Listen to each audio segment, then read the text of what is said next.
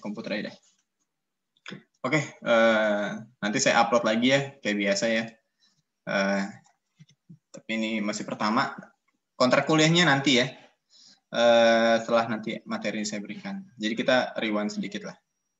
Nanti materi ini ya bisa masuk kuis, bisa enggak, nanti tergantung lah. Nah, kurang lebih seperti itu ya. Kalau besi itu berasal dari luar, kemudian jatuh ke bumi, kemudian kita tambang. Nah, besi itu bercampur dengan oksida dalam bumi ya. Oksida itu seperti yang ada di keramik gitu, tanah, itu oksida semua. Akhirnya dia jadi Fe2O3, FeCO segala macam. Nah, kemudian dia ketemu karbon. Karbon itu dari mana? Dari permukaan bumi. Dia dari permukaan bumi. Jadi batu bara itu sudah ada di bumi, bukan dari luar ya.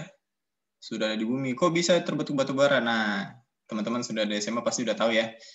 Fosil-fosil ketika dia mati, minyaknya akan masuk ke bawah, terus kemudian menjadi sedimen, ya kurang lebih ya. Kalau saya salah, tolong dibenarkan. Jadi sedimen, terus kemudian jadi batuan, bongkahan gitu, jadi semacam boksit gitu, baru terbentuk batu bara. Jadi dari tumbuhan-tumbuhan, dari hewan ya, terus kemudian lama di dalam permukaan bumi jadi warna hitam gitu. Nah, kemudian biji besi itu biasanya mengandung Mn, Si di samping sulfur dan fosfor. Jadi ada silikon sama mangan di dalam situ. Kenapa kok cuma sulfur sama fosfor, Pak? Padahal sebenarnya banyak. Emang sebenarnya banyak, cuman yang major, yang sering ditemukan tuh sulfur sama fosfornya. Ini beloknya gimana sih? Beloknya. Nah, terus kemudian untuk memperoleh logam besi biji harus diolah dulu ya kan. Apa nama proses pengolahannya? Ekstraksi ya. Teman-teman, kalau misalnya proses pengolahan biji besi itu namanya apa? Ekstraksi. Apa yang mau diekstrak? Besinya. Dari material apa? Dari hematit, dari material raw-nya, bongkahan, batuannya. Itu mau diekstrak untuk dapat besi. Nah, terus kemudian biji besi diolah di tempatnya seperti apa ya? Ada 2 jenis, sebenarnya macam-macam. Intinya dia cuma butuh temperatur sampai 2000-an untuk sampai kamu dapat larutan besinya. Nah, dengan dapur tinggi misalnya, blast furnace ya bahasa Inggrisnya. Dengan direct reduction, ada juga pakai flame, pakai listrik. Nah, itu juga. Kalau dapur tinggi pakai apa, Pak? Pakai batu bara. Ke batu bara dibakar gitu kan. Diberikan tekanan sehingga temperaturnya naik. Jadi yang terekstrak tuh temperatur bisa sampai 2000-an atau 3000-an. Besi yang diperoleh masih belum dapat dipergunakan ya. Masih berbentuk bongkahan gitu, nyampur sama batu bara juga. Jadi supaya dapat besi diambil ya kita pakai blast furnace, baru kemudian besi tersebut harus dibuat menjadi baja sama besi tuang. Jadi material itu untuk dapat besi murni sangat susah ya sekarang. Kita mengekstrak besi 100% itu sangat susah. Ya maksimal jadi keluarannya itu setelah diekstraksi pasti langsung baja. Kenapa? Sudah ada karbonnya di dalam. Karbonnya dari mana, Pak? Karbonnya dari hasil penambangan. Kok bisa? Karena kalau misalnya kita menambang itu ya, itu karbon sudah ngikut di situ. Teman-teman harus tahu ya, semua yang warnanya hitam itu kemungkinan besar pasti ada karbonnya. Contohnya rambut ya. Rambut warna hitam, pasti ada karbonnya. Mau tahu caranya? Kita uji SRD, uji komposisi, supaya tahu betul nggak di rambutnya ada karbonnya. Ada. Semua warna hitam itu ada karbonnya. Baja dan besi tuang pada dasarnya adalah paduan besi karbon ya. Besi tuang, cast iron. Itu yang teman-teman harus ingat.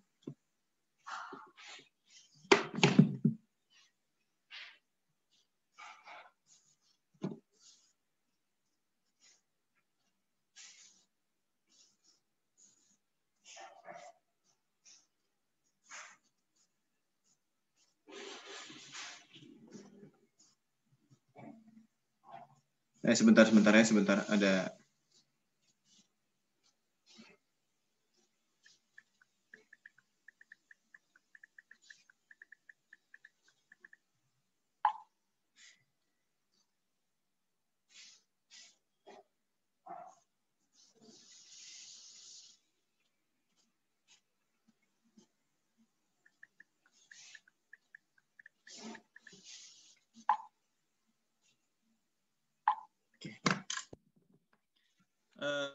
besi yang diperoleh masih belum dapat digunakan. Supaya dapat digunakan harus dibuat menjadi baja steel ya. Seperti itu kurang lebih.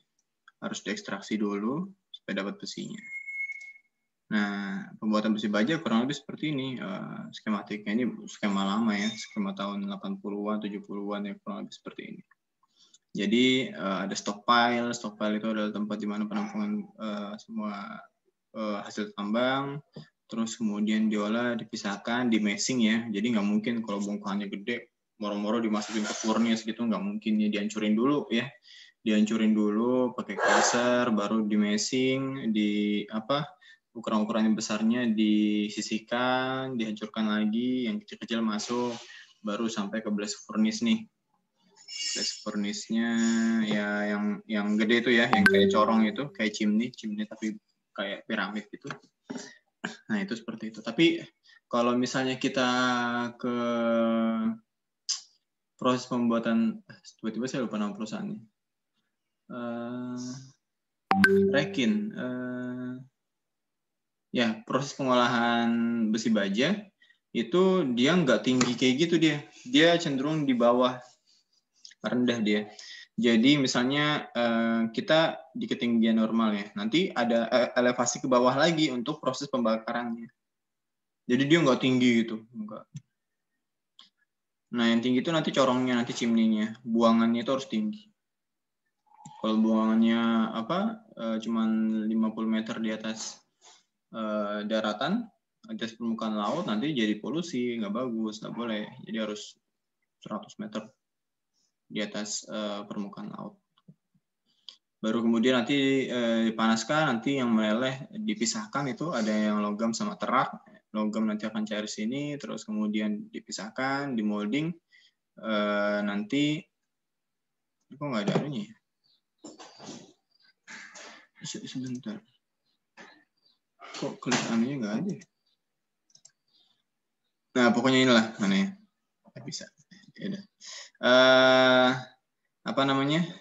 Yang bagian sini itu udah proses pembuatan yang dekat kepala saya tuh. Nah, nanti di sini, yang ini sudah proses pencetakan.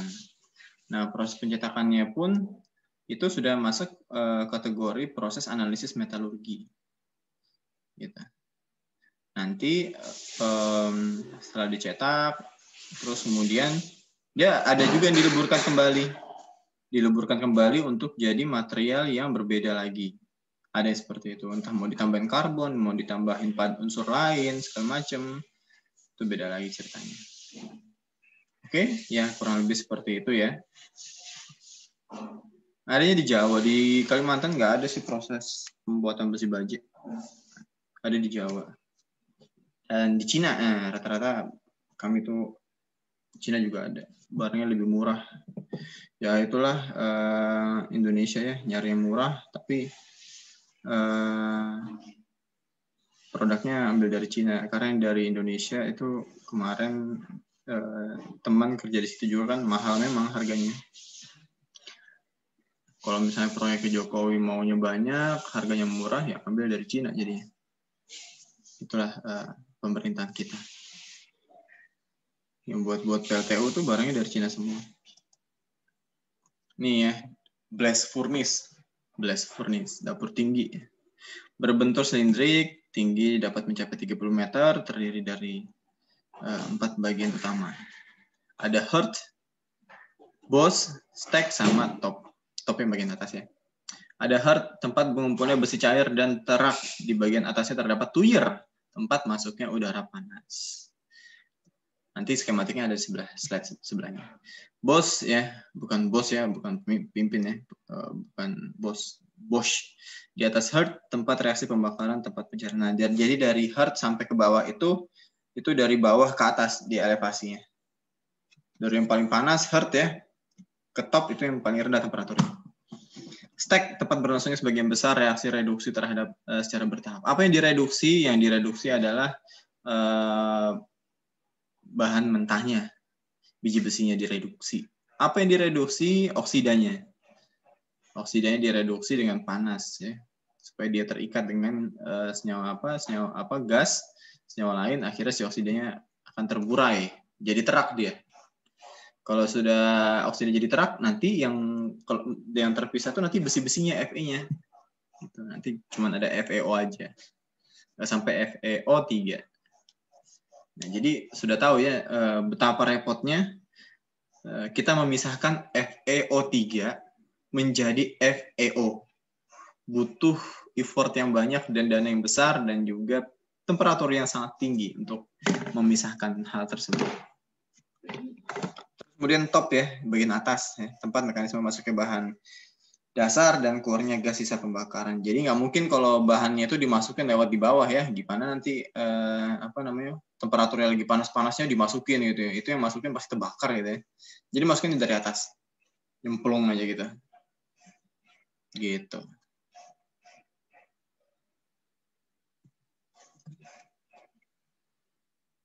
Baru kemudian ada charge. Nah, di charge ini ada apa aja? Ini charge ini yang bahan-bahan yang dimasukin ke dalam blast furnace. Ya, biji besi, coal berfungsi sebagai bakar sekaligus juga sebagai reduktor. Reduktor artinya pengoksida ya. Ingat di kimia, reduktor, oksidator, reduksi, oksidasi ya. Harus ingat. Ada flux juga, berfungsi mengikat bahan pengotor dan mencairkannya menjadi terak. Nah, biasanya digunakan batu kapur atau quartz. Nah, jadi batu kapur itu dimasukkan agar dia tereduksi dengan kokas dan juga memisahkan si teraknya, mencairkan menjadi terak. Gitu. Jadi pengotor-pengotor yang dari biji besi yang bongkahan masih tercampur itu akan terpisah akibat dari penambahan si batu kapur tersebut. Kemudian sama udara panas ya, untuk membakar kokas mencapai temperatur tinggi. Gitu. Kalau bahannya sebenarnya cuma 3, ini tambahan hot air nih. Hot air ini tambahan. Tapi sebenarnya bukan hot air sih, bukan udara panas, tapi flame ya. Kita kasih flame biasanya. Kalau udara panas mah ya gimana, panasnya dari mana, Pak? Jadi kita pakainya flame. Batu kapur ngambilnya di mana, Pak? Ya di bukit-bukit, di tebing itu batu kapur ngambil dari situ. Tapi ingat ya, batu kapurnya itu juga dipisahkan. Batu kapur itu masih terpisah sama ini oksida-oksida yang lain, jadi harus diproses lagi batu kapurnya, nggak langsung dipakai gitu. Nah, produk dapur tinggi ya, jadi ada besi kasar cair yang selanjutnya akan diolah menjadi besi atau itu menjadi pig iron, bahan untuk membuat baja. Besi ini banyak mengandung karbon, silikon, mangan, sulfur, fosfor karena masih sangat keras. Ya, namanya pig iron ya. Jadi itu masih besi kasar ya. Bentuknya apa? Kotak-kotak karena sudah dicairkan terus kemudian ditata dipecah-pecah jadi ya kayak gitu. Pig iron tuh masih berpori ya. Dia masih ada pori-porinya. Kelihatan banget. Dan pori-porinya ini nanti diolah lagi, dipanaskan kembali, dilemburkan kembali. Bukti pori-pori banyak tuh adalah masih banyaknya oksida yang terkandung dalam material tersebut. Terus kemudian ada slag ya. Ini bukan slang ya, tapi slag, terak. Nah, gampangannya tuh kalau misalnya kalian minum kopi, terus kemudian di bawahnya tuh ada yang ngendap, ya anggaplah bisa dianggap terak lah itu. Kan nggak mungkin kalian minum ampasnya kan. Diminum adalah yang cair. Terdiri dari berbagai oksida, silika, alumina, kalsium oksida, dan lain-lain. Juga belerang, fosfor, terak ini dapat digunakan untuk bahan bangunan, bahkan juga pupuk. Nah, tuh. Tapi kalau pupuk saya nggak tahu ya prosesnya kayak gimana. Tapi yang bahan bangunan iya, karena bauksit atau dinding beton, cor, kalau misalnya teman-teman lihat apartemen dibangun, itu kan bukan pakai batu bata merah ya. Nggak pakai batu bata merah, dia pakainya pakai apa namanya beton yang jadi semen yang dikompres, ditekan sampai tekanan sekian. Nah, salah satu bahannya untuk buat itu ya bahannya dari teraknya si blast furnace tersebut dicampur. Nah, kemudian blast furnace gas banyak mengandung CO. Nah, ini yang bahaya nih. Blast furnace gas banyak mengandung CO dapat digunakan sebagai bahan bakar untuk pemanas udara dan sebagainya dapat dijual ke pihak lain. Nah, ini bahaya deh ya. Kalau blast furnace gas itu salah satu gas yang paling berbahaya. CO2 bahaya enggak, Pak? Bahaya. Tapi dapat terlihat. masih warnanya mengepul putih seperti awan. Kalau misalnya ada motor 2 tak itu kan asapnya kelihatan ya. Nah, CO tuh nggak kelihatan, tapi nggak bisa dirasakan, tapi dampaknya yang ada. Dampaknya adalah nanti teman-teman tubuhnya lemes. Kalau misalnya terhirup CO terlalu sering. Bukan terlalu sering, maksudnya dalam waktu kira-kira setengah jam, 2 jam, menghirup terus lama-lama lemes. Kok bisa lemes, Pak? Karena CO di udara kalian masukkan itu akan mengikat si oksigen. Oksigen apa? O2. Dia akan terpisah itu jadi CO2. Jadi waktu pas kamu masuk, set, oksigen itu akan terpecah. Jadi CO-nya itu ada CO2 dan O-1. Nggak mungkin kan? Jadi dia akan nggak terikat sama sekali. Jadi yang terdapat di dalam tubuhmu itu adalah CO2, bukan oksigen. Itu yang membahayakan si CO, akibat dari gas CO. Gas CO bisa buat pembakaran, tapi kalau misalnya terhirup, badan kalian akan lemas. Kekurangan oksigen, tapi nggak dirasain. Tiba-tiba ngantuk tidur, mati. Gitu. Itu ya bahayanya gas CO. Kalau misalnya di pupuk Kaltim atau di mana yang ada injeksi gas CO, nah tolong hati-hati. Kalau misalnya terjadi kebocoran, kita nggak tahu. Kalau gas LPG bocor, kecium ya. Kecium nggak? Siapa contohnya ini? Abdi. Pernah masang LPG? Pernah masang LPG? Pernah, Pak. Nah, pernah. Kalau misalnya bocor gitu kan baunya nyenget ya, tahu ya bocor gitu. Kalau gas CO itu nggak ada baunya, Dek. Kok Bapak tahu, Pak? Saya pernah di PLTU. Nah, di pembangkit itu, kalau misalnya kita mau startup, ya startup itu bukan ini ya, bukan startup itu ya film-film ya. Tapi untuk startup boiler, memulai boiler itu kan batu bara nggak mungkin terbakar pakai korek kan, pakai solar. Nah, ketika sudah pakai solar, untuk injeksinya temperatur itu segera naik, butuh gas CO diinjeksi. Nah, kalau misalnya si gas CO ini bocor, kita masang nih kurang pas atau segala macam, ya bunyinya nggak kedengaran, serius, bunyinya nggak kedengaran. Tapi nanti kalau misalnya, makanya waktu pas kita masang gas CO, itu usahakan jangan di ruang tertutup, udara terbuka. Kalau misalnya di ruang tertutup, wah habis kita nih, lemas, tidur, mati. Gitu ya, bahaya itu ya. Gas CO itu sesuatu gas yang berbahaya, tidak dapat dirasakan, tidak dapat dilihat, tapi dampaknya ada. Dampaknya langsung ya, mantap. Dampaknya langsung adalah tubuh lemas, tiba-tiba ngantuk, tidur, pingsan, meninggal. Seperti itu. Hati-hati. Nah ini ya, flowchart pembuatan besi baja. Ini flowchart dari internet ya. Dimasukkan, terus kemudian dapat terak, ini blast furnace, nanti dipisahin, ada juga stopper camera untuk sebagai fan-nya nanti, terus kemudian ini ada isolasi panas itu akan dikembalikan lagi panasnya supaya tidak ada panas yang hilang ya. Jadi kalau misalnya ketika pembakaran temperatur kan naik, temperatur naik, tekanan juga naik. Ini ada panas yang harus disirkulat ya. Jangan semua panas itu keluar bebas gitu, nggak boleh. Heat exchanger nggak boleh keluar, tapi disirkulate terus kemudian masuk lagi ke dalam. Jadi tidak ada energi yang terbuang, energi panas yang terbuang gitu. Nanti dari situ kalau sudah dapat, kirim tuh ke beberapa bagian yang lain. Jadi dileburkan lagi, ada pakai arc furnace, fluidized electric furnace, terus open hearth furnace, macam-macam. Jadi kalau misalnya teman-teman lihat nih, ada besi bongkahan gitu, itu sudah diproses, sudah diekstrak, tinggal dicairkan lagi, tambahkan unsur yang lain. Ya sinyal saya jelek ya, mohon maaf ya. Nanti dari situ bisa jadi plat, jadi batangan, segala macam. Oke, ya seperti itu contoh ciri-cirinya prosesnya. Loh, kok nggak ke skip ya? Halo, suara saya terdengar? Kok nggak? Oh ini dia. Nah, ini ya, bagian-bagiannya tadi ya. Ini ada top, ada stack, boss, terus kemudian ada hot air, ya tempat masuknya. Ada tweer, nah, tweer juga ada masuk, tempat masuk. Gitu. Slack nodes, her, step hole. Jadi nanti slack nodes itu tempat besi cair itu nanti akan dikeluarkan. Tapi kalau misalnya tap hole ya untuk tracknya dikeluarkan. Jadi udah beda-beda gitu. Tapi nggak 100% cairan itu akan lewat slack nodes ya. Pasti ada sisa-sisa yang nempel di tap hole.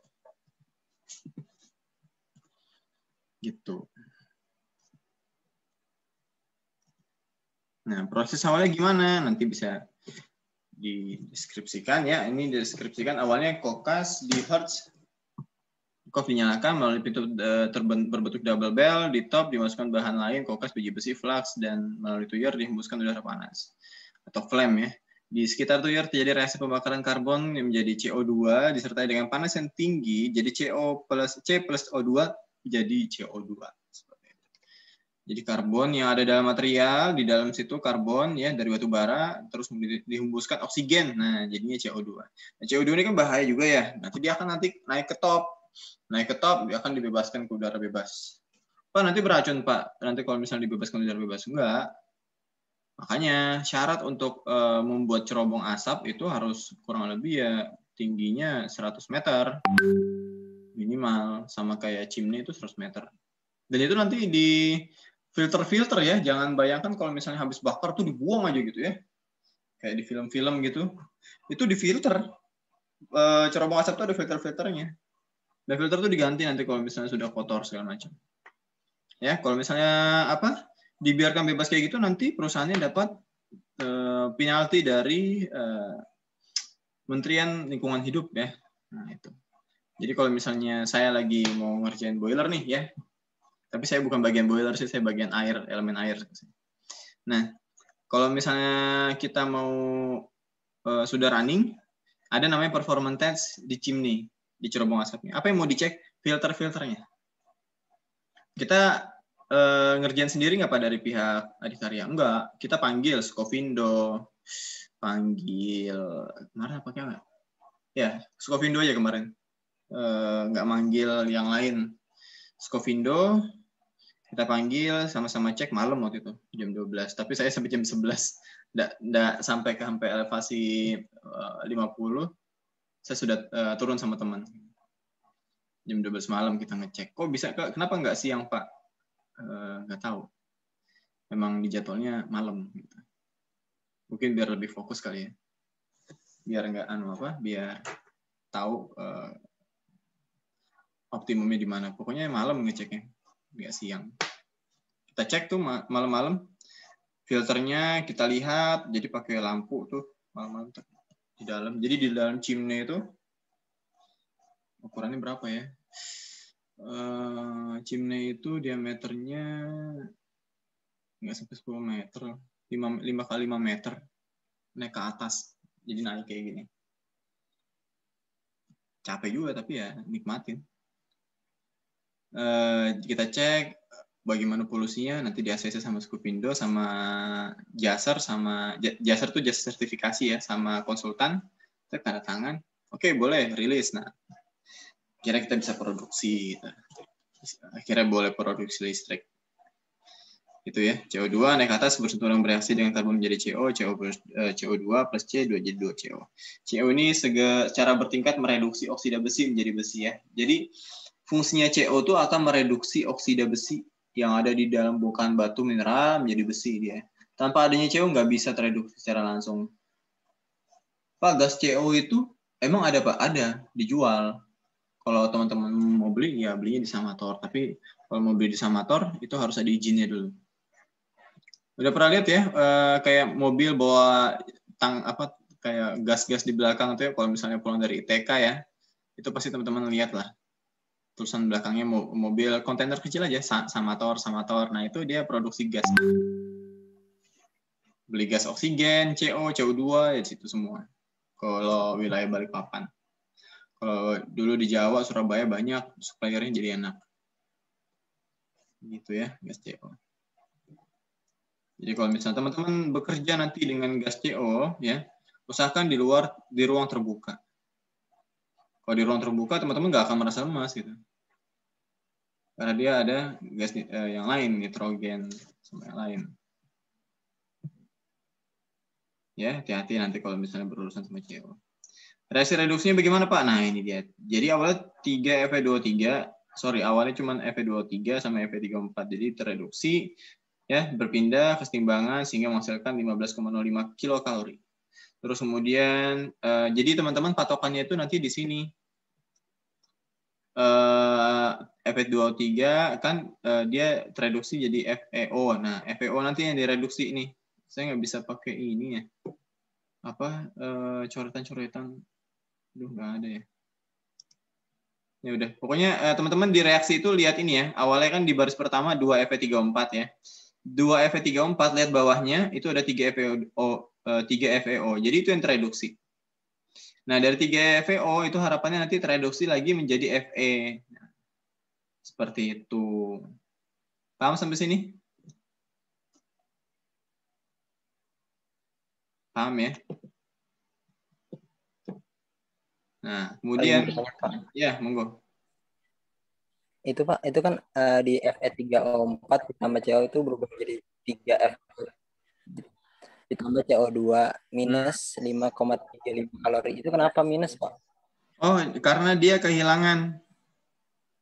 Dia kalau misalnya mau mereduksi, dia butuh, dia menghasilkan 15,05 kilokalori. Tapi kalau misalnya dari Fe3O4 jadi FeO, itu dia malah mendapatkan 5,35 kalori. Jadi akan berlebih kalori yang terdapat pada 3 FeO atau FeO.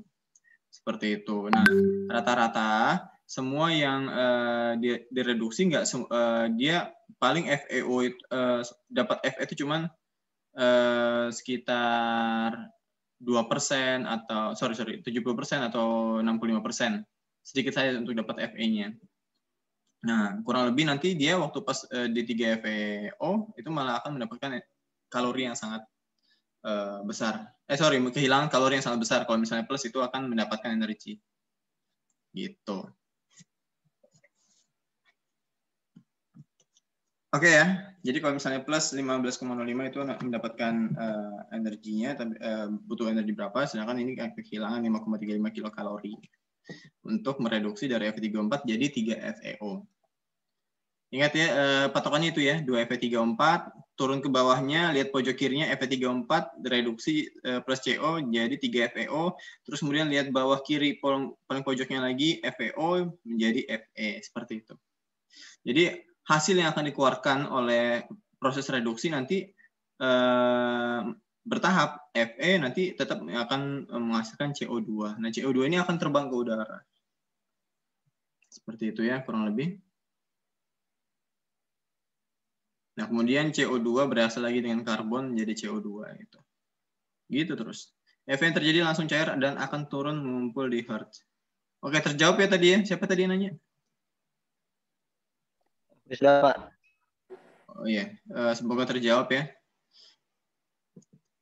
Jadi kehilangan sama mendapatkan energi di situ dia. Terus kemudian energinya buat apa, Pak? Energinya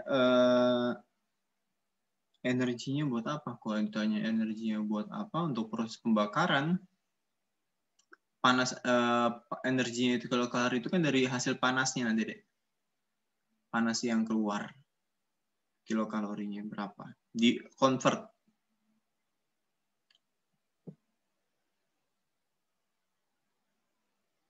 Terus kemudian Fe yang terjadi langsung cair dan akan turun mengumpul di Hertz. Dan sementara itu oksida mangan dan oksida silikon juga tereduksi sebagian oleh CO dan sebagian oleh C. Menjadi mengapung di atas permukaan besi cair. Nah, kok mengapung Pak truk itu? Nah, truk itu ada yang mengapung deh. Gimana cara untuk menunjukkan truk yang mengapung? Kita biasanya kalau dalam proses, ini saya lihat langsung di lapangan ya, waktu itu kunjungan industri, untuk menunjukkan atau truk itu ada di permukaan, kita biasanya teman-teman dari mana tuh pabrik itu dia menuangkan kapur.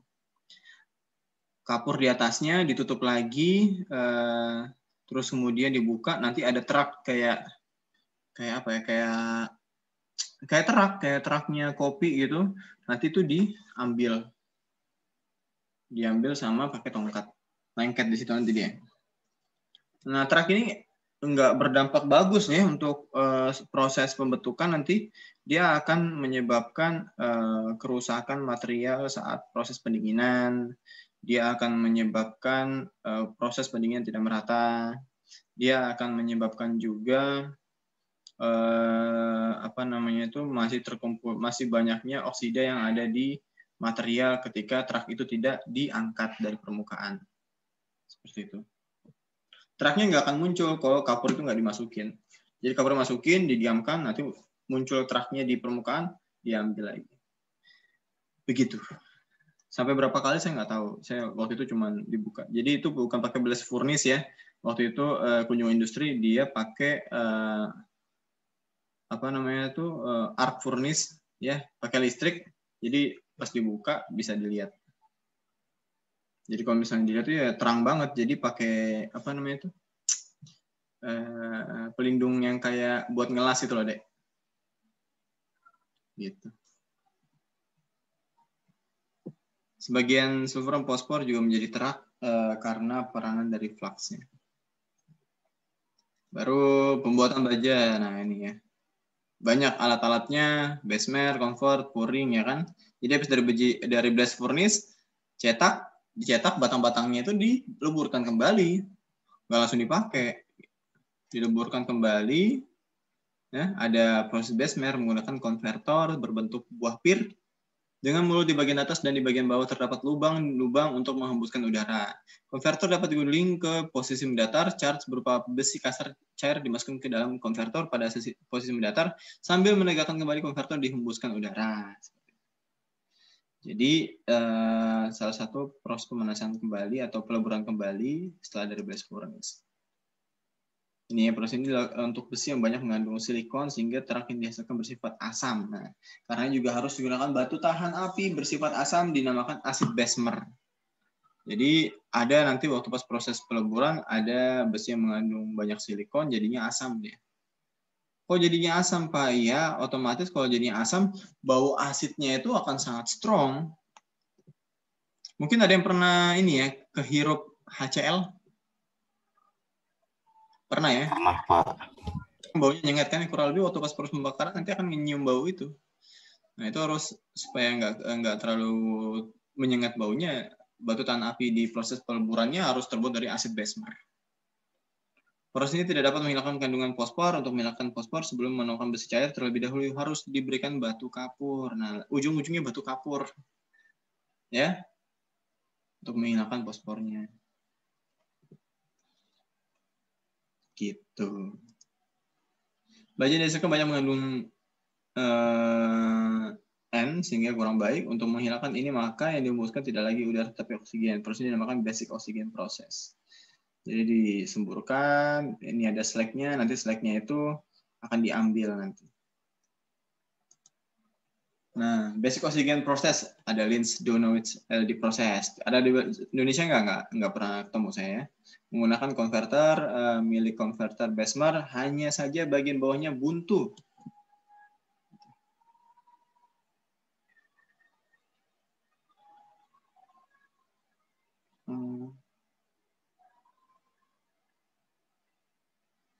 Waduh. Sebentar.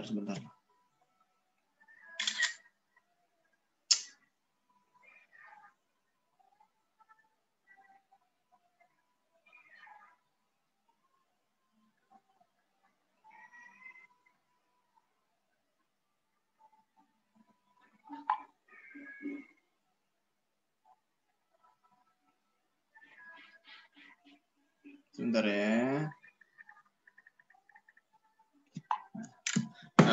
Kemudian oksigen dihembuskan oleh pipa berpending ke atas permukaan besi cair dimasukkan lewat mulut konverter demikian juga flux. Baja yang dihasilkan pun akan lebih bersih dari kotoran. Seperti itu. Pak, kalau seperti saya bilang ya, kalau misalnya bajanya waktu pas dicetak banyak kotoran, ya bayangin aja kalau misalnya kalian mau nyetak batu bata tapi keikut sama kayak serabut akar-akar, terus kemudian ada batu kerikil nyasar. Nah, kayak gitulah kalau misalnya tidak bersih membuat batu bata. Tahu cara buat batu bata ya? Ambil bahannya dari pinggir sungai, tapi pokoknya di pinggir sungai, terus kemudian dicetak, habis dicetak dibakar.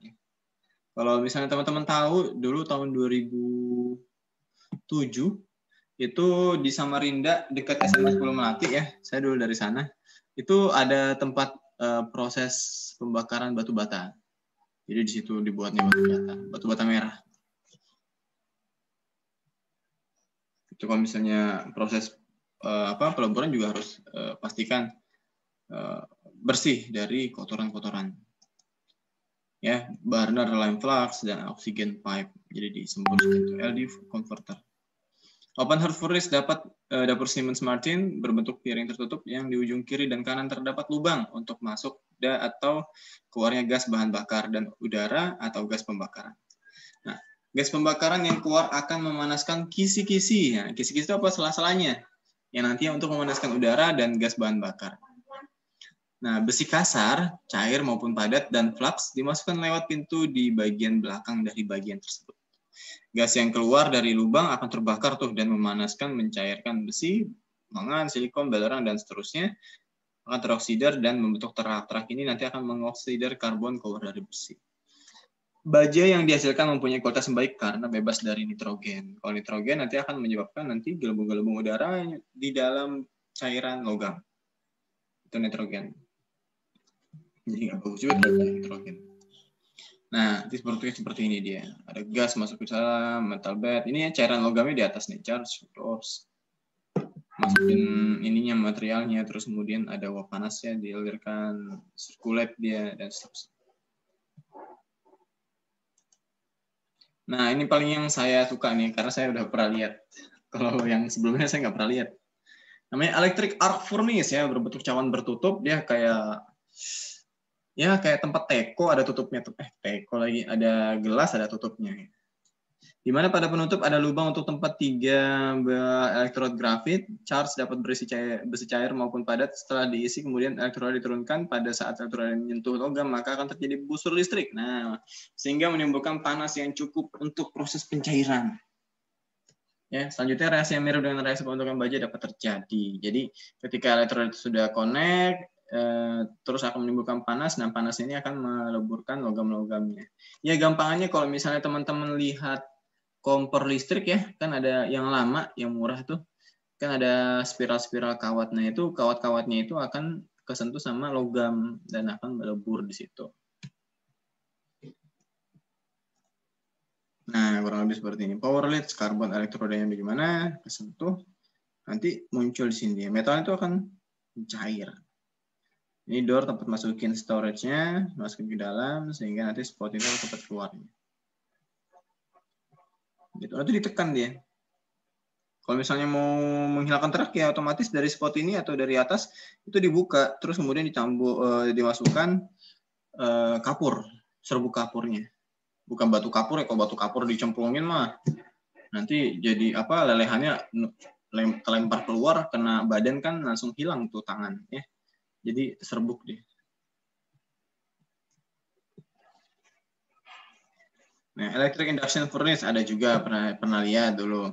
Terdiri dari sebuah crucible ya, bentuknya crucible yang diletakkan dalam sebuah koil berpendingin air.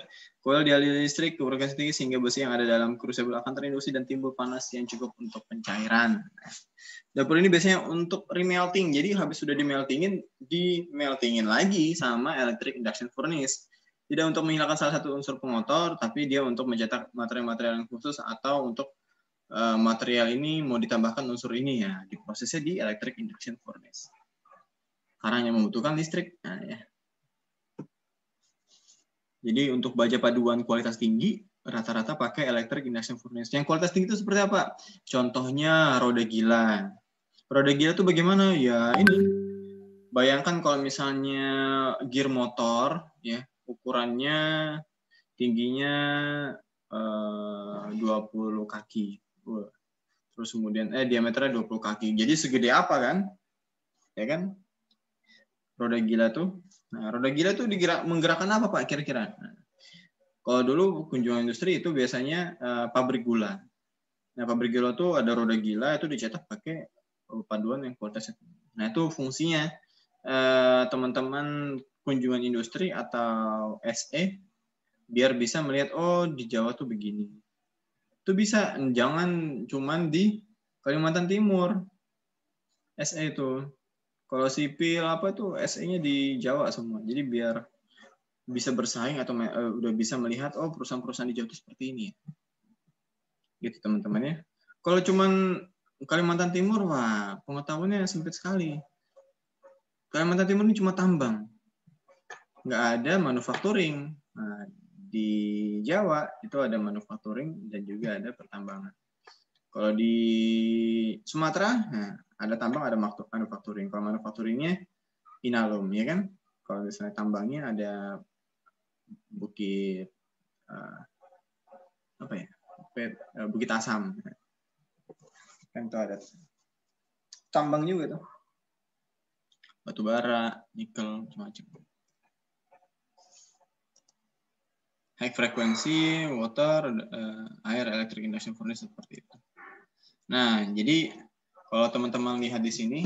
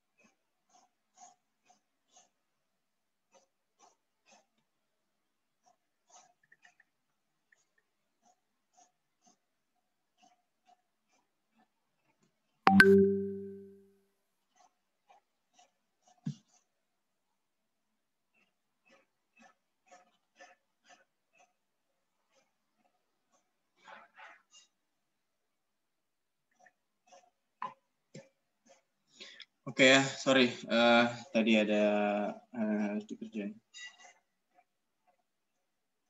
Nah, jadi baja ini steel ya bahasa Inggrisnya. Pada awalnya memang paduan besi dan karbon dengan karbon relatif rendah. Sifat dan penggunaan sangat ditentukan oleh karbon dan unsur paduan. Jadi baja itu ada, ini diklasifikasikan dua dulu ya, sebenarnya banyak sekali dia. Nanti ada mind map-nya, ada saya tunjukkan. Kalau karbon itu ada baja karbon rendah, baja karbon menengah, baja karbon tinggi. Baja karbon rendah itu dikurang dari 0,3% kalau di sini sumbernya. Jadi dia di daerah hypoeautektoid. Baja karbon menengah itu masih di daerah hypo ya, 0,3 sampai 0,7. Nah, sedangkan tinggi itu lebih dari 0,7, tapi di bawah 2% ya. Jadi batas baja karbon tinggi itu cuma sampai 2%. Nah, baja paduan rendah itu persentasi paduannya totalnya itu kurang dari 10%. Itu baja konstruksi. Sedangkan kalau misalnya baja paduan tinggi itu belum kelihatan. Nah, itu presentasinya lebih dari 10%. Baja tahan karat, perkakas, dan baja khusus. Nah, ini yang akan kita bahas nanti di beberapa chapter berikutnya atau perkuliahan berikutnya. Jadi lebih membahas bagaimana klasifikasi ke tahap berikutnya, materialnya bagaimana, terus struktur mikronya bagaimana, analisis struktur mikronya bagaimana, dan seterusnya. Baja tahan karat pasti udah tahu ya, namanya stainless steel ya. Perkakas ya tool steel. Baja khusus ya dia biasanya baja paduan tinggi ya. Nggak ada special steel tuh, nggak ada sebutan kayak gitu. Khusus ya untuk material-material yang kecil tapi kekuatannya sangat tinggi, baja khusus. Nah, ini adalah klasifikasi ya, grafik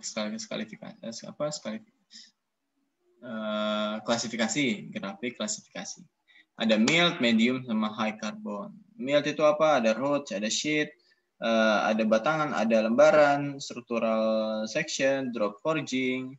Kalau medium tuh ada axeless, gear, drop forging, ya, spring. Kalau high carbon, yang tinggi karbon yang keras-keras, spring shear, ya, spring yang geser, terus kemudian press dice, drill, milling, cutter, steps, latte tools, dan wheels.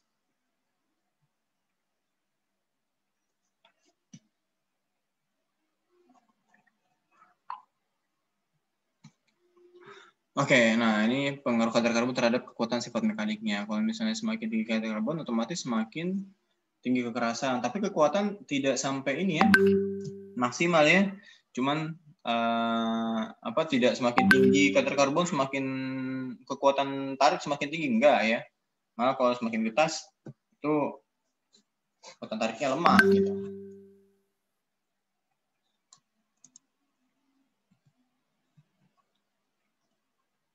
Nah, terus kemudian ini dengan kadar karbon rendah, baja sangat lunak karena itu namanya mild steel. Kekuatannya rendah dan kekuatannya tinggi, biasanya digunakan untuk konstruksi umum.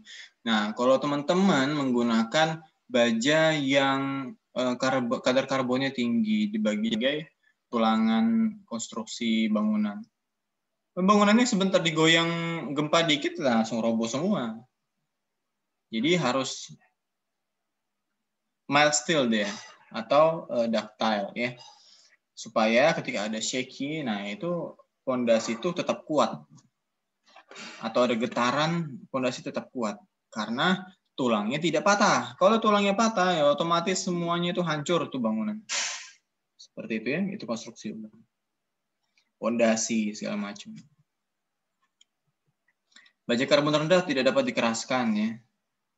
Bisa dikeraskan kalau ditambahin karbon, tapi untuk perlakuan yang tertentu sesuai dengan heat treatment-nya.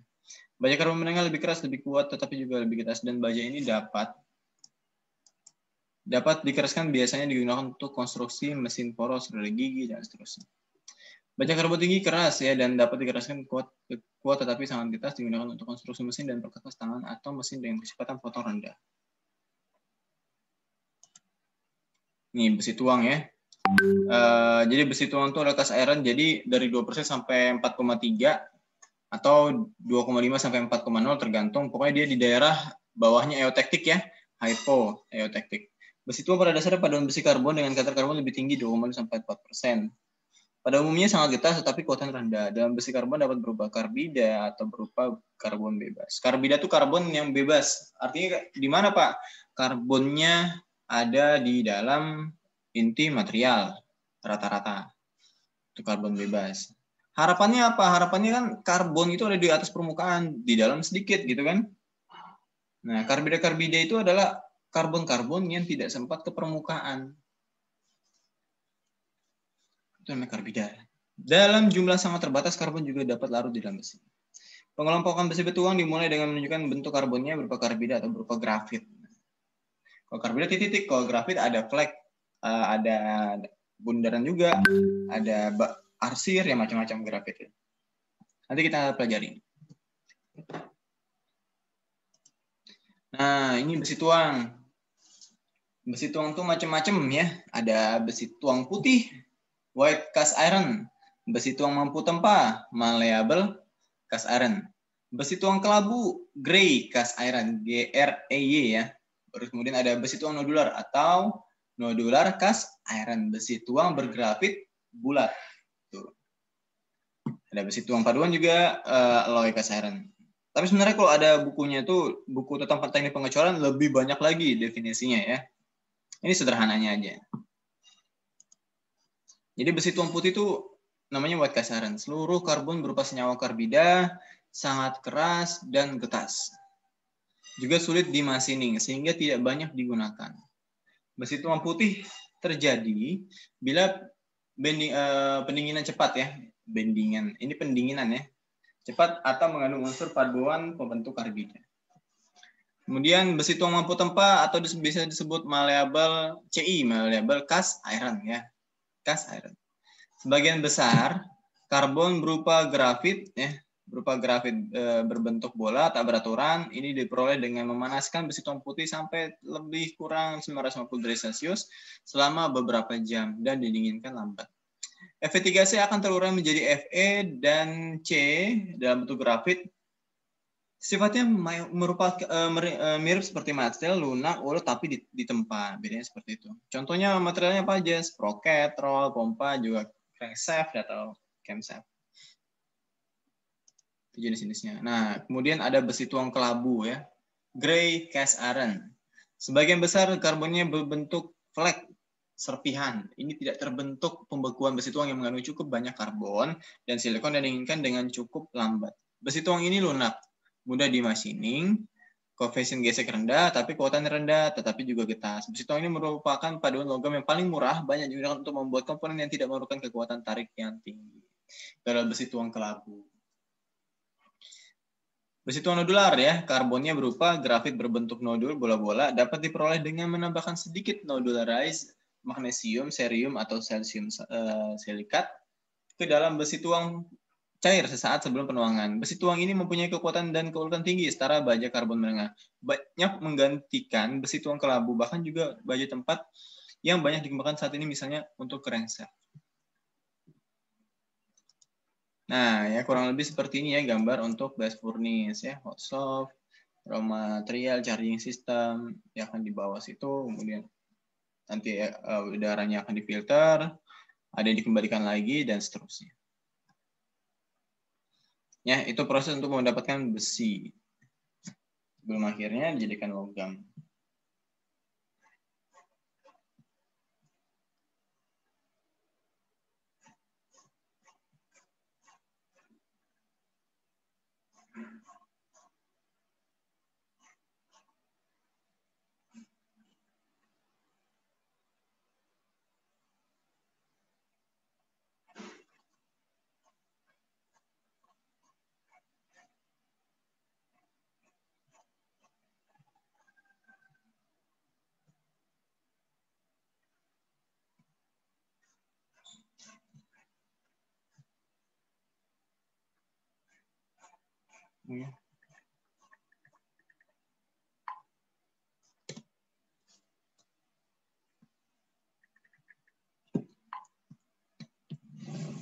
Oke, kurang lebih seperti itu ya untuk prosesnya. Ada yang ingin tanyakan? Kalau untuk bidang ini biasanya orang metalurgi, orang mesin biasanya akan mempelajari mengenai sistemnya, komponennya bagaimana, terus kemudian proses hidrotermalnya bagaimana, proses termodinamikanya bagaimana, proses pembakarannya, efisiensi pembakarannya, kehilangan berapa panasnya kalau misalnya dia menggunakan sistem ini, menggunakan sistem itu, berapa tekanannya yang harus dikeluarkan untuk mencapai pembakaran maksimum. Nah, orang mesin ya seperti itu. Gitu. Ada yang ditanyakan? Ayo guys. Ada yang ditanyakan? Pak Alfandi 0319/13 izin bertanya Pak. Itu Pak tadi kan di awal ada yang menggunakan elektrik apa tadi Pak? Itu bukannya kalau menggunakan elektrik ya itu. Kenapa? Kalau bukan kalau mengubah elektrik langsung jadi panas itu nggak efisien ya Pak? Nggak efektif. Iya Pak, kan karena saya baca kalau efektivitas dari elektrik langsung ke panas gitu, Pak. Jadi banyak panas. Jadi nggak lebih efektif daripada batu bara yang dibikin panas. Oh, oke. Kalau misalnya kita mau pakai batu bara, itu biasanya dalam jumlah yang besar yang mau dicairkan.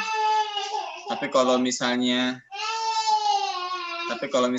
mau pakai electric furnace ya, itu dalam jumlahnya nggak terlalu banyak, sedikit saja. Misalnya sekitar setengah ton atau berapa kilo gitu. Biasanya setengah ton sih. Kalau 500 kilo kan ya sedikit sekali itu. Biasanya setengah ton. Itu bedanya. Terus kemudian apakah efisien atau tidak ya tergantung jumlahnya deh. Kalau misalnya kita mau mencairkan biji besi, ya kita harus pakai blast furnace. Kalau misalnya pakai arc furnace buat mencairkan nggak mungkin. Truknya nanti akan tersisa di situ. Sedangkan pinggirannya si electric arc furnace ini batu tahan api sama koil. Nanti nempel di situ truknya, ya kan? Jadi electric induction furnace sama teman-temannya ini yang lain itu adalah proses peleburan kembali setelah dari blast furnace. Seperti itu. Apa terpuaskan oleh jawabannya atau bagaimana? Mau disanggah? Berarti Pak itu urutannya yang blast dulu baru yang penggunaan elektrik ini. Iya. Oh, oke. Kan ada nih gambar nih. Saya nggak bisa ini ya, pakai yang apa advance ini ternyata nggak bisa pakai kursor ya. Hai. Nah, mana tadi ya? Nah, mana. Nah, ini dia. Nah, ini kan habis dari blast furnace itu kan sebelah kiri itu. Dia akan ke furnace yang kecil. Nah, ini artinya barang yang sudah dicetak nih bukan dalam bentuk cair ya. Kan nggak mungkin ditransfer antar kota atau nggak mengalami pendinginan, kan nggak mungkin. Itu pasti akan ditunggu cair habis cair ditunggu dingin, otomatis akan terbentuk batangan, biasanya bongkahan itu akan dicacah lagi, dikirim ke pabrik-pabrik yang mau buat pengolahan ke material berikutnya. Seperti itu. Ya. Itu ya. Semoga terjawab. Terima kasih, Pak. Kalau prosesnya yang ini, yang saya tunjukkan sekarang, itu prosesnya di blast furnace. Cuma sampai berapa aja prosesnya. Nah, yang ini prosesnya adalah di furnace tahap berikutnya, peleburan berikutnya. Kenapa nggak sekali peleburan aja, Pak? Nggak bisa deh, karena banyak masih pengotor yang tersisa dari blast furnace. Banyaknya oksida-oksida yang terperangkap menjadi karbida atau segala macam yang mampu mengakibatkan kalau langsung dicetak, materialnya malah mudah rusak, mudah patah, mudah crack. Jadi harus dileburkan kembali. Ya sama kayak misalnya kita apa ya contohnya? Susah ya contohnya. Habis dileburin lagi. Saya nggak kebayang contohnya apa. Mau contoh makanan tapi nanti nanya nyambung. Pokoknya itu ya. Habis dileburin lagi. Dileburin, dicetak, dileburin lagi. Ya Pak, paham Pak. Nah, ditambahkan tambahan yang lain agar kuat materialnya. Sama kayak kue itu kan, habis dipanggang, terus kemudian diolesin topping, jadi panggang lagi, diolesin lagi, sampai berlapis-lapis, jadi rasanya nano-nano. ya kurang lebih seperti itu. Ada lagi? Nah, jadi kalau misalnya teman-teman tertarik ini ya dengan perusahaan proses tambang, itu saya kasih contoh ya, perusahaan apa saja. Perusahaan pengolahan besi. Pengolahan besi apa aja coba kita lihat ya. Masuk Pak. Ada apa? Ada yang tahu? Misalnya ini Krakatau Steel. Nah, ini saya share screen gimana ya? Share screen, entire screen.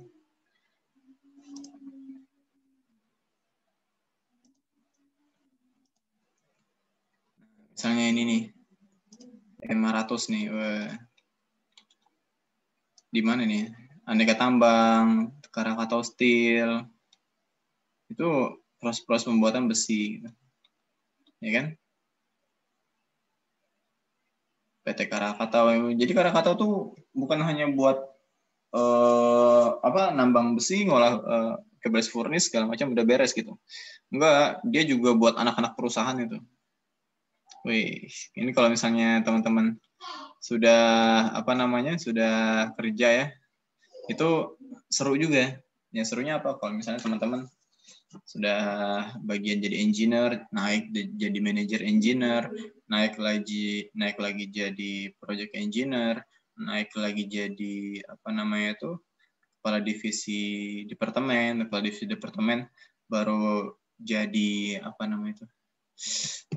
lupa lagi saya. Pokoknya kerjanya tinggal duduk, menentukan tender, terus kemudian ngopi, baru kemudian nongkrong. Apa ya namanya itu? Lupa saya.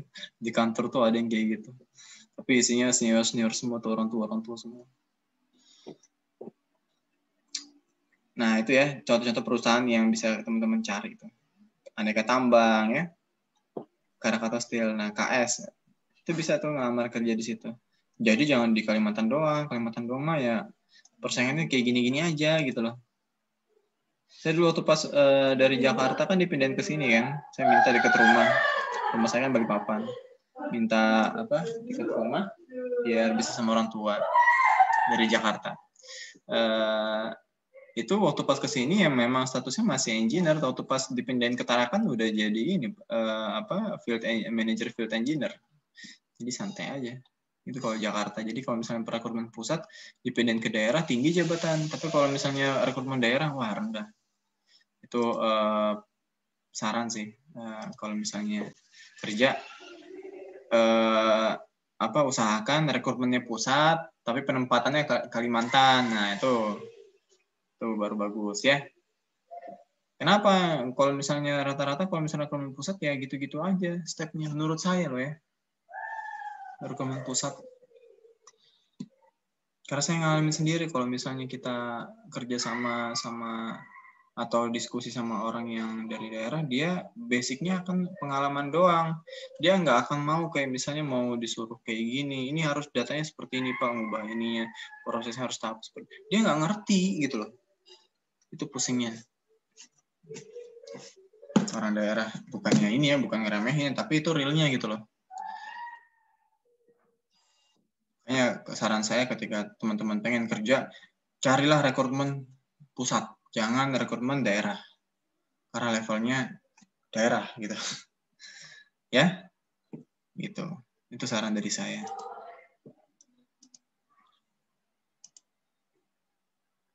Terus kemudian banyak ya perusahaan-perusahaan lain habis dari biji besi pengolahan ini nanti bisa ke Antam ya. Antam. Nah, di Antam ini banyak nih perusahaannya juga. Kita bisa belajar proses pengolahan tambang, proses marketing segala macam. Bisa dari teknik mesin lari ke marketing juga bisa. Ada yang seperti itu. Nggak masalah. Asal mau belajar, bisa. Banyak sekarang tuh orang yang nggak mau belajar gitu. Ketinggian ilmunya, nggak mau belajar yang baru, akhirnya disalip sama junior-juniornya. Itu banyak ya gitu. Saya juga waktu pas masih kerja nyalip nyalip senior saya. Tapi senior saya juga hahu-hahu, ya udah saya salip set. Jadi field engineer cepet aja. Mau tinggal ngatur orang kan. Yang saya atur orang-orang tua lagi. Saya masih umur berapa kemarin? 25, 26. Sekarang 29. Ngatur orang tua yang kadang susah ditarakan. Oke, seperti itu ya kurang lebih ya. Ada ini lagi. Permisi, Pak. Ya, Kak Findra, monggo. Kak Findra 03191047 izin bertanya, Pak. Pak, kalau misalnya baja sudah diproduksi, apakah baja bisa dikuatkan lagi, Pak? Kalau misalnya bisa, baiknya menggunakan teknik apa ya, Pak? Oh, misalnya baja yang ada diperjualbelikan gitu ya. Terus kemudian pengen dikuatin lagi. Palingan kalau misalnya mau skala lab ya, skala ITK, palingan heat treatment surface. Jadi kayak misalnya kita carbonitriding atau carburizing ya kan? Carbonitriding nitrogen dicampur sama karbon. Atau carburizing cuman pakai batu bara jangan pakai batu bara ya. Kalau carburizing pakai arang aja karena lebih murah, lebih gampang. Arang terus kemudian masukin furnace, panaskan, terus kemudian holding time, baru tentukan mau pakai quenching atau tidak. Nah, itu bisa. Itu yang solusinya. material-material dari workshop gitu kan, yang ada di Manggar. Manggar ini material workshop semua kan. Itu mau diolah mau dikeraskan lagi bisa. Metodenya pakai surface hardening ya. Surface heat treatment. Nah, kalau misalnya mau dileburkan kembali, wah susah karena kita nggak punya dapur yang temperaturnya sampai 3000 ya kan. Karena kalau misalnya kita muffle furnace yang kotak gitu aja yang ada di, pernah ke lab fisika deh ya. Kak Vindra pernah ke lab fisika? Belum ya? Ini 2019 ya? Pernah lah ya. Halo? Ke lab fisika dasar pernah, Pak. Nah, fisika dasar, terus lihat furnace kan, ada muffle furnace kotak kecil itu. Pernah lihat nggak? Ya, Pak. Nah, itu cuma sampai 1.500 deh, 1.200 bahkan kadang-kadang. Nah, itu sangat rendah masih temperaturnya. Nah, sedangkan kalau misalnya kita mau ngeleburin lagi, kita butuh sampai 3.000. Nggak ada di sini. Nggak ada skala lab sampai 3.000. Lab universitas ya, jarang sekali ya sampai 3.000. Gitu. Jadi ya mentok-mentok kayak surface hardening, TA gitu, atau praktikum gitu, surface hardening. Misalnya nih, saya praktikum metalurgi itu kan nanti ada praktikumnya ya kan, analisis struktur mikro. Nah, material yang udah dibuat atau dipreparasi baru kemudian dilakukan pengambilan gambar mikrostrukturnya, baru kemudian dianalisis. Dari gambar-gambar tersebut fase apa aja yang muncul. Dari fase tersebut nanti buat presentasi berapa jumlah ferritnya, berapa jumlah perlitnya, berapa kondisi karbonnya. Kan kalau kondisi karbonnya kan sudah tahu kan dari manual book si material tersebut. Ya. Tapi kalau misalnya sudah dipanaskan, sudah di heat treatment, nah itu berapa kadar karbonnya? Cara ceknya gimana kalau pakai mikroskop optik? Nah itu jadi praktikum. Seperti itu nanti. Nah masalahnya sekarang, ini sambil nanti diskusi juga ya, mengenai praktikum nih. Agak-agak nyerempet praktikum nggak apa ya. Nah, saya pengen tahu berapa dari jumlah 36 ini yang di luar Balikpapan sekarang kondisinya ada berapa? Coba raise hand. Raise hand. 2. Terus 3, 4, 5, 6, 7, 8. Cuma 8 ya? Oh, tepuk tangan. 9. Aduh, 9 ya? Di luar Kaltim, coba raise hand lagi. Di luar Kaltim, coba yang unraise hand dulu. Unraise hand. Di luar Kaltim. Sulfasli di luar Kaltim. Fajar, ya. Yeah. Sulfasli di luar Kaltim ya? Iya, Pak. Waduh. Fajar juga ya? Tidak, Pak. Pak. Telat jaringannya, Pak. Oh, telat. Oke. Dedi di luar juga. Aduh, Dedi di mana, Det? Jawa kah? Atau Sulawesi? Di Sumatera Barat. Sumatera Barat. Sumatera Utara, Pak. Wow. Oke.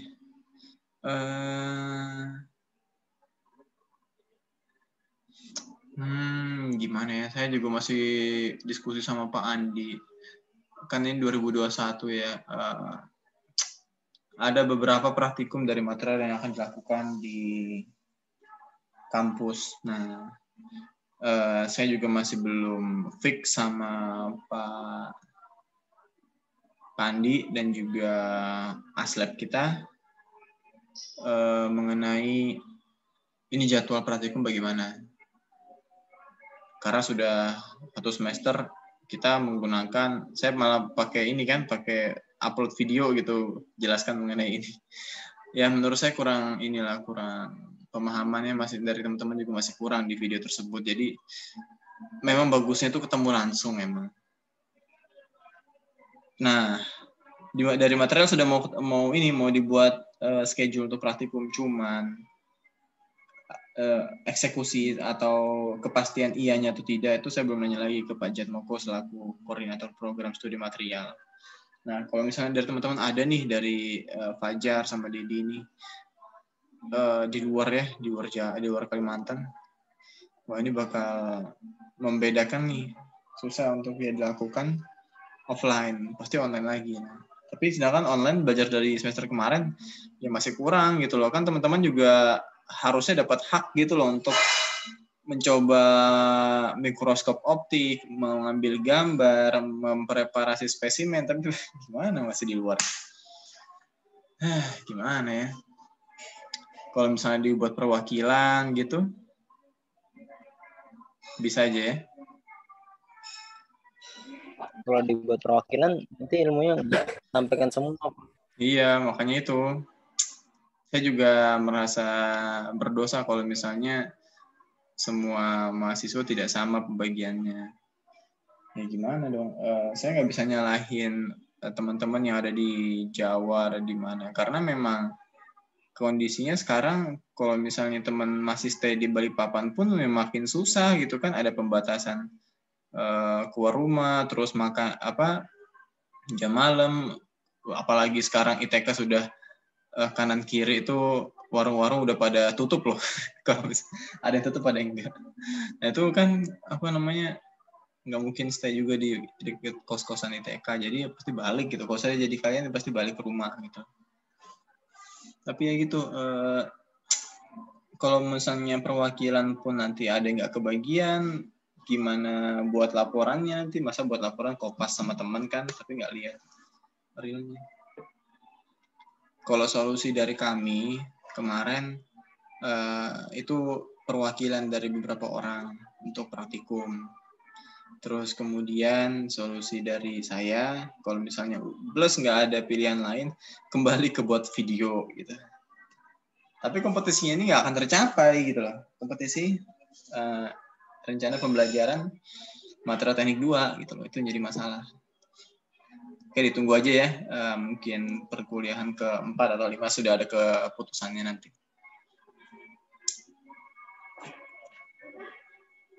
Yang di Samarinda banyak ya. Kalau ke Balikpapan pun butuh waktu juga. Itulah. Yang di Samarinda cuma 1, Pak. Oh, Samarinda cuma 1. Sisanya Balikpapan semua ya? Iya. Balikpapan Saya sama di Balikpapan sudah. Dedi sama Fajar ya. Yang di Jawa. Oke deh, nanti saya tanyakan lagi ke Pak Andi bagaimana bagusnya ini. Oke ya. Ada lagi pertanyaan mengenai proses peleburan?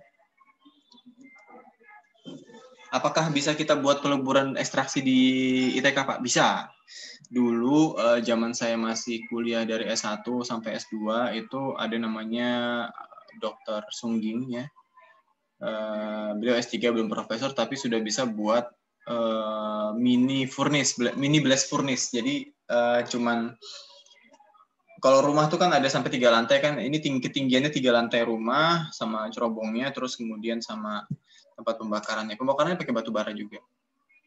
Nah itu dibuat sendiri itu sama beliau, hebat ya. Yang lainnya nggak ada yang buat ya, dia buat furnace. Cuman waktu pas berjalannya, tiba-tiba malam-malam kan kita kalau misalnya mau meleburkan sesuatu kan di daerah kampus itu paling bagus tuh malam kan. Kenapa kok nggak pagi, Pak? Pertama, mungkin kondisi cuaca segala macam, lebih aman malam kali ya, saya nggak tahu. Terus kemudian kalau malam tuh nggak ada yang terlalu melihat gitu loh. Kalau misalnya pagi, apa nih cerobong asap nih, kebakaran. Nah itu malah menimbulkan keramaian kan nggak bagus dulu. Kira malam. Terus habis itu sama SKK ITK, ITS itu kepergok, langsung jadi trending. Sampai ada senat ngomong jangan melakukan percobaan ini loh, penelitian padahal, karena ya itu kita sebagai dosen harus buat alat sendiri kalau bisa. Misalnya orang jual WTP, water treatment plant, kita harus buat sendiri gitu. Masa nggak bisa buat gitu kan? Cina aja bisa buat boiler, kok kita nggak bisa buat gitu. Itu yang sedihnya itu. Ya, itu sedikit gambaran. Oke, kita lanjut ke kontrak ya, kontrak sebentar. Nah, sebentar saya nyari dulu. Destekop, jurusan teknik mesin.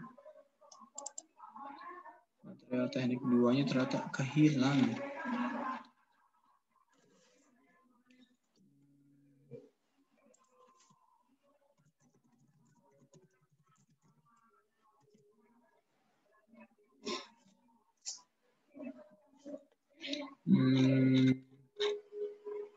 Oke, sebentar.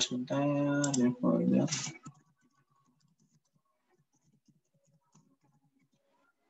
Dua.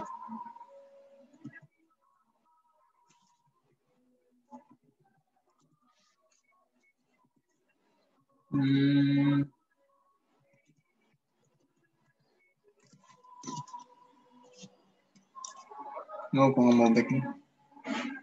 Bentar ya, agak lemot.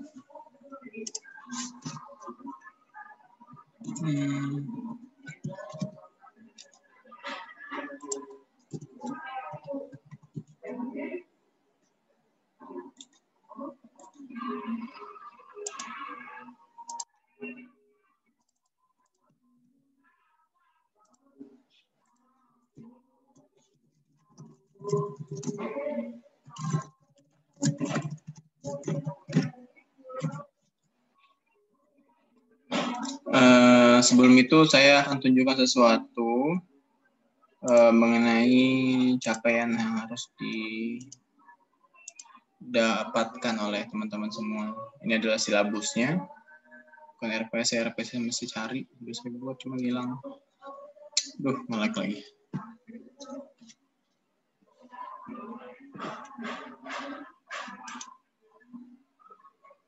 Oke, sudah terlihat ya.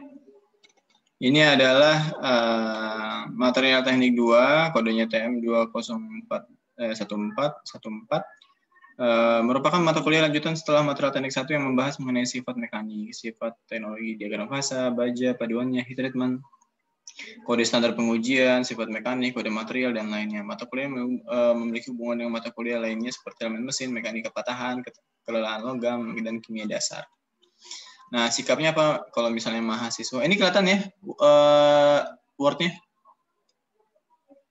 Kelihatan, Pak. Udah kelihatan. Menunjukkan sikap tanggung jawab pekerjaan di bidang keahlian. Bekerja sama dan memiliki kepekaan sosial serta peduli terhadap masyarakat dan lingkungan. Apa ini ada chatnya? Oh, nggak ada. Nggak bisa muncul chatnya. Kelihatan, Pak? Oke, makasih ya. Nah, keterampilan umum KU2 mampu menunjukkan kinerja mandiri, KU9 mampu mendokumentasikan, menyimpan. Jadi ada nanti tugas kelompok ya, yaitu praktikumnya tugas kelompok.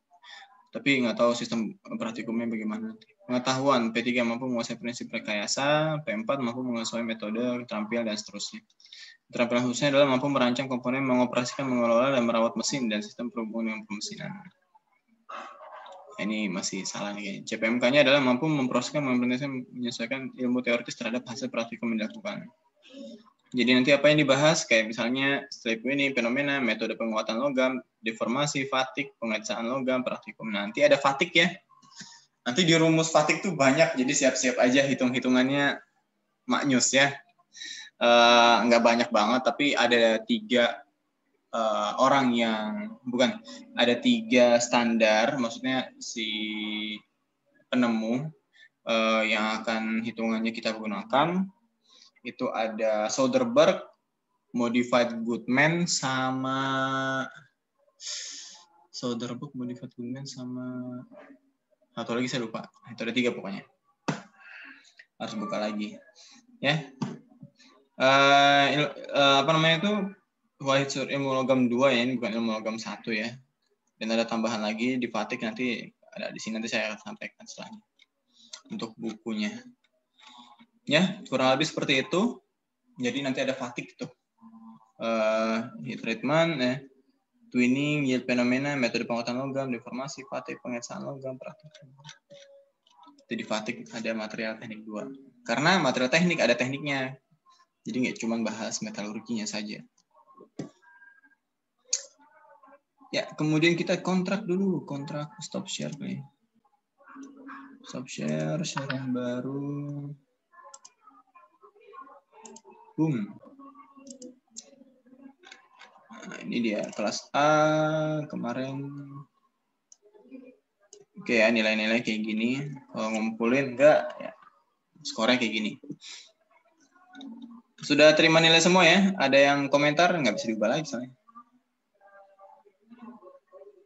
UASnya 60, kenapa? Karena rata-rata bodoh kabeh. Saya CS1 kok sama ini, prosesnya tahapannya sama.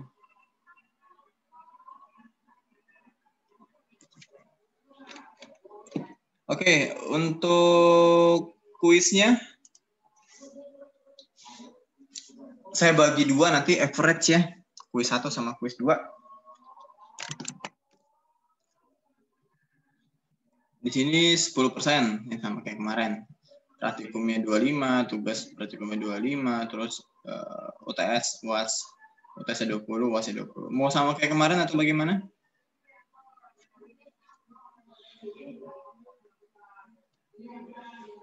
Bagaimana? Oh iya, hati-hati ya di apa namanya itu di sistem sekarang. Saya kalau misalnya keterlambatan atau apa, saya tidak mentolerir ya. Tetap saya akan bedakan nilainya. Jadi usahakan cari nilai yang bagus. Gitu. Sekarang saya kasih rentang waktu lumayan lama untuk pengumpulan. Bagaimana? Format nilainya mau ada yang berubah? 10, 25, 25, 20, 20. Nah, ada yang mau berubah nggak? Sebentar Pak, masih didiskusikan. Oh iya, diskusi dulu ya lewat WA ya, saya tunggu.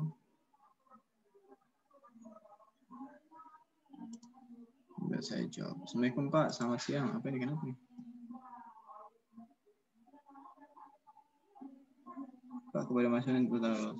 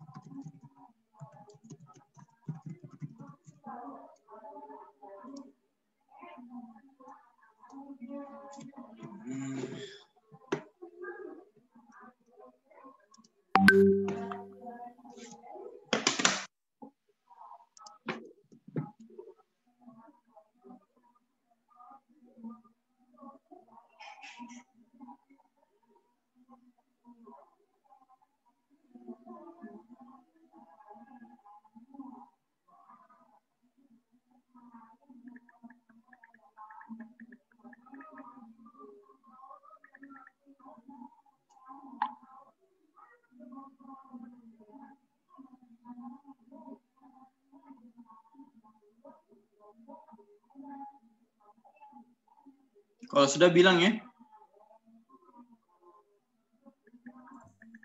Belum Pak, masih didiskusikan.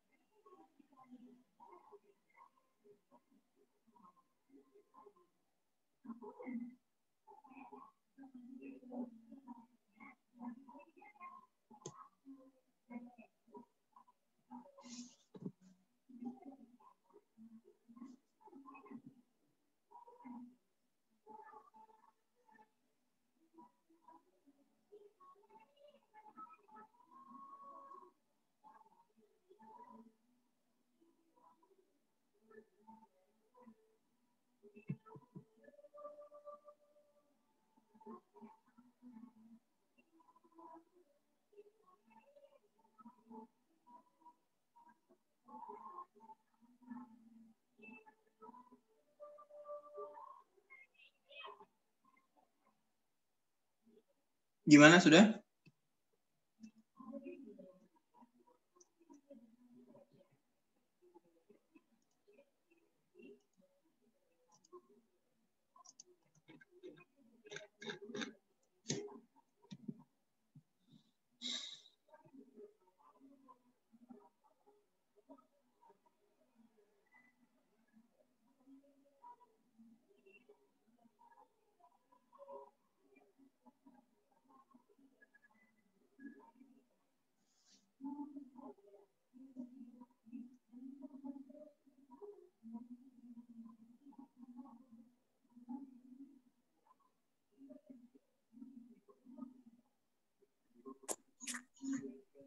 Selamat siang, Pak. Iya. Siang. Oh ya, sebelumnya Pak, saya Zoran, Pak. Jadi saya di sini mau menyarankan untuk kuisnya 10, kemudian untuk tugas 25, dan untuk praktikumnya 25, kemudian untuk tes dan UAS-nya 20, Pak. Oh, sama jadi kayak tahun lalu ya. Iya, Pak. Oke, tidak perubahan. Oke, sama perlu diketahui ya. Kalau lihat di ini Excel-nya kelihatan ya? Halo, Excel-nya kelihatan nggak nih? Iya Pak. Kelihatan, Pak. Kalian, Pak. Kelihatan. Nah, di sistem yang baru itu apa ini chat apa ini? Kelihatan nggak? Oke, di sistem yang baru tuh ingat ya, teman-teman akan mendapatkan A bila di atas 86. Dan di bawah antara 76 sampai 86 itu AB. Terus kemudian dari 76 sampai 66 itu adalah B. Terus kemudian 66 sampai 56 itu BC. Dan 56 sampai 51 itu adalah C. Dan 51 ke bawah itu adalah D. Oke? Sudah tahu ya sampai informasi situ ya? Informasi itu udah paham ya? Sudah, Pak. Oke, Ya, Pak. jadi kenapa nggak didapat A? Karena rata-rata 84, berapa kemarin? Ya susah untuk dapat segitu. Karena saya juga nggak langsung ngasih nilai bagus gitu. Kalau laporannya detail, videonya memuaskan, ada grafiknya, ada isinya konten lebih bagus, yang mungkin saya akan lebihkan. Tapi kalau standar ya susah. Nama saya tidak ada di kolom. Josia angkatan berapa? 0319. Oh ya, nanti Josia saya akan ubah ini ya, akan ada perubahan. Ya, nanti saya akan ubah ya Josia, ini saya delete aja deh. Daripada rancun nanti. Nanti saya akan mintakan ke Tendik jurusan biar namanya udah benar, baru kemudian saya masukin sini. Ya, Josia dan teman-teman lain nanti saya akan ubah ini semua. Apalagi ya, tolong absen, jangan lupa ya. Kalau ada terkendala absensi, tolong kabarin. Jangan lupa absen. Nanti untuk materinya saya akan share di mana ini? Stop share. Saya coba ke kuliah.tika.ac.id. Kuliah.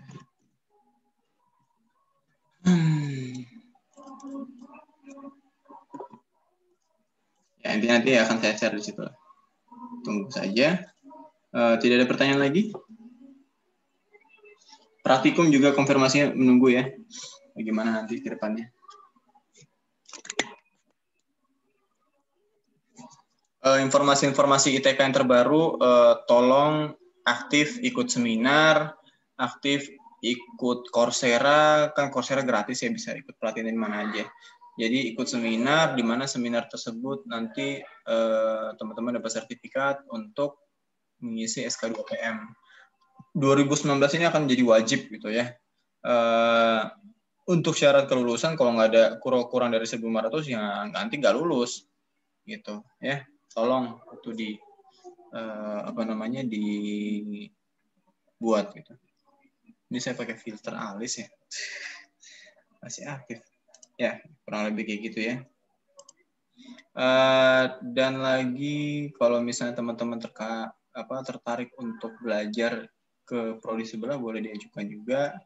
Kan sekarang Merdeka Belajar udah bisa ngambil SKS di jurusan yang lain. Dan kalau tertarik PMMB ya, dipersiapkan dari sekarang. Banyak ambil SKS-nya, jangan pernah mendapatkan SKS di bawah 3 ya. Agar bisa ikut PMMB nggak ada utang. Program magang mahasiswa program mahasiswa ya itulah pokoknya program magang. B-nya saya lupa ya. Kalau mau ikut-ikut program, pastikan nilai akademiknya bagus, di atas 3 semua, dan SKS-nya itu diambilnya konstan di atas 20, 24, 23, 24, 23, sekitar itulah diambil. Ya. Itu saja dari saya. Ada tambahan? Ada komentar? Pertanyaan?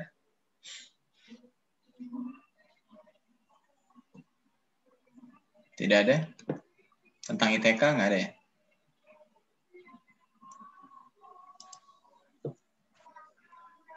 Kalau dari saya tidak ada, Pak. Oke. Kalau tidak ada, kita bisa cukupkan untuk sampai hari ini. Terima kasih atas kedatangannya. Apabila saya masih ada yang kurang, tolong maaf ya. RPS-nya nanti menyusul. Nanti ada di Moodle. Nanti akan saya siapkan. Dari saya itu aja. Sehat selalu teman-teman semua. Wabillahi taufiq wal hidayah. Wassalamualaikum warahmatullahi wabarakatuh. Selamat sore. Waalaikumsalam. Waalaikumsalam warahmatullahi wabarakatuh. Assalamualaikum warahmatullahi wabarakatuh. Selamat sore, Pak. Makasih, Pak. Nanti rekamannya bisa di YouTube ya nanti ya, saya cek ya. Silakan dicek.